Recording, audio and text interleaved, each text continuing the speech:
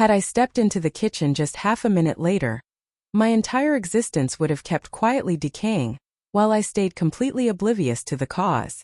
But destiny has this brutal habit of yanking the drapes wide open the moment you've spent too long stumbling around in the shadows. It was an ordinary Tuesday night, the sort where nothing earth-shattering ever seems to happen. Sarah stood at the counter slicing vegetables, her phone propped up on speaker as she chatted with her sister Megan. I paused just outside the doorway the instant I caught my own name. That's never a good omen.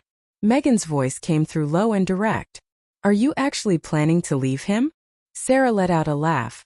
Not shaky, not uncertain, but the relaxed, confident laugh of someone whose mind was already made up. Of course I am, she answered. But I'm waiting for the perfect moment when all the pieces fall into place. No sense torching everything before I'm fully prepared. In that second, something deep inside me lurched sideways, as if the entire house had tilted a couple of inches off its foundation. I didn't take another step. I didn't draw a breath. I don't even think my eyelids moved. I just remained there, unseen in my own home, listening to the woman I'd built an entire life alongside discuss me like I was an old, worn-out couch she planned to swap out the moment the holiday sales hit. Megan said something else, but it never reached me. A high-pitched ringing had taken over my ears. My chest tightened, burned, then went eerily cold, the way raw disappointment and sudden brutal clarity greet each other for the very first time. When Sarah ended the call, I counted to 5 before walking in, acting as if I'd only just gotten home. She turned and gave me the same warm smile she always did, as though she hadn't just sliced our future wide open with one careless remark. That night I didn't confront her.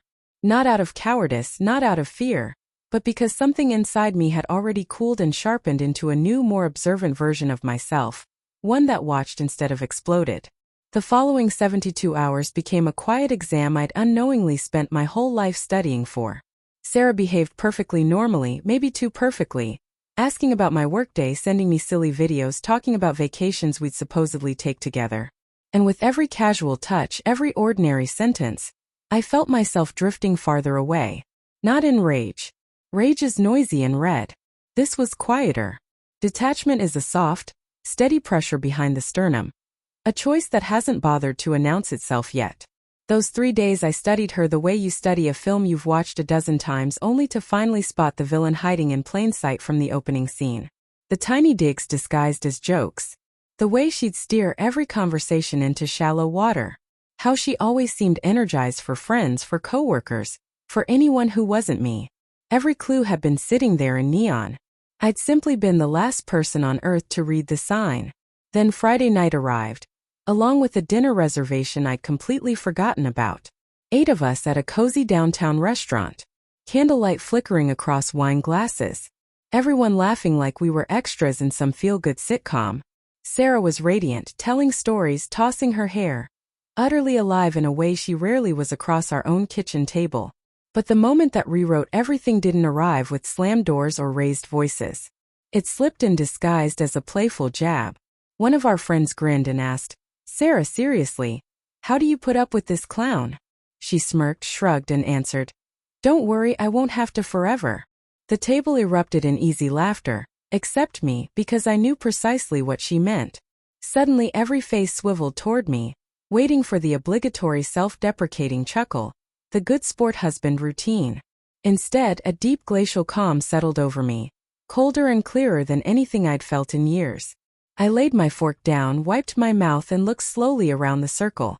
Not at her yet, but at the friends who had accidentally become witnesses to the precise second my marriage ended. Then in a voice so steady it floated across the restaurant, I said, "Good news, Sarah. You won't have to worry about putting up with me any longer. The timing you've been waiting for? It's right now." The laughter evaporated. Chairs froze mid-scoot. Someone let out a sharp, involuntary breath. Sarah's smile collapsed like a house of cards in a windstorm. I didn't shout. I didn't accuse. I simply placed the truth in the middle of the table, naked and impossible to ignore. The entire room went graveyard silent.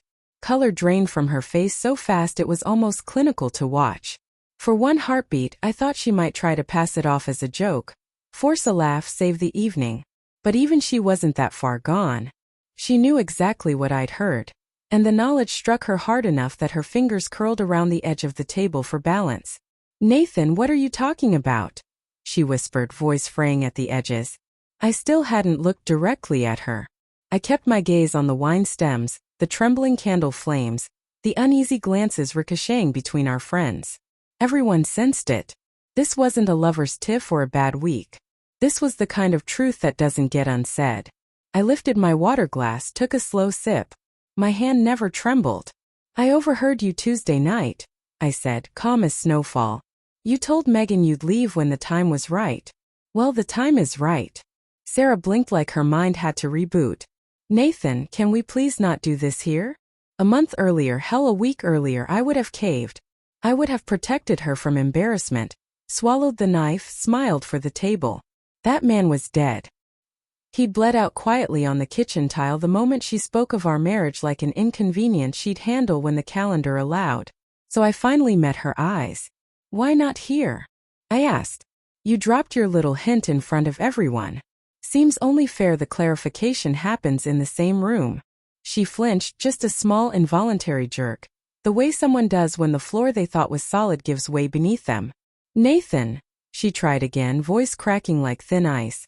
"You misunderstood." "No," I cut in, gentle but absolute. For the first time, I finally understood. You could have heard a napkin drop. Even the waiter, tray in hand, took one look at our table and pivoted away. Sarah swallowed hard, pushed a strand of hair behind her ear. Her tell when she's cornered. "We should talk privately, please." I shook my head once. "There's nothing left that needs privacy." Her lower lip started to shake. "You don't mean that." "I have never meant anything more." I stood, pulled out my wallet, and set down enough cash to cover the entire bill plus a generous tip. No one was going to chase me down with a check and a plea to work it out. That book was ash. Before I turned to leave, I looked at her one last time and said, "You were waiting for the perfect moment to walk away. I'm just saving you the wait." Her chair screeched backward as she shot to her feet. "Nathan, wait. Please, can we talk when we get home? Don't do this." Her voice carried. Heads turned all over the restaurant. Funny. She hadn't seemed to care about my feelings for months, maybe years, but losing control of the story in public? That terrified her. I paused at the edge of the table. "I'm not the one walking away from us, Sarah," I said quietly. "You left a long time ago. I'm only making it official." Then I walked out. The night air slapped me awake. Sharp, clean, honest. I sucked in a lungful and felt something heavy inside my chest finally shift and fall away. Like I'd been holding up a crumbling roof with my bare hands and at last stepped out from under it. My phone started buzzing nonstop. Texts, missed calls, voicemails, but I left it in my pocket. I walked 2 blocks to the river, found an empty bench, and sat while the truth settled over me like fresh snow. Our marriage hadn't ended tonight. It had ended in the 1,000 tiny moments of indifference, the slow vanishing of affection, the daily proof she'd already moved out in her heart and just hadn't bothered to tell me. The real betrayal wasn't another man. It was her quiet, calculated exit plan. I'd spent years showing up for someone who'd already packed her emotional bags.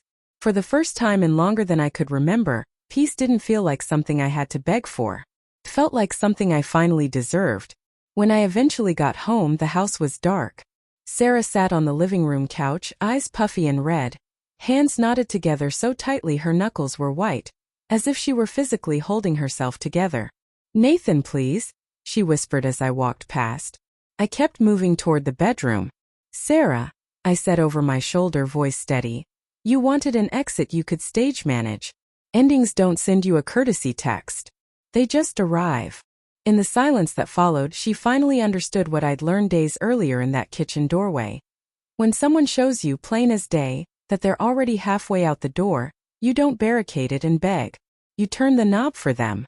That night, for the first time in years, I slept deeply and without dreams, certain that the right time had finally come. Not for her, but for me.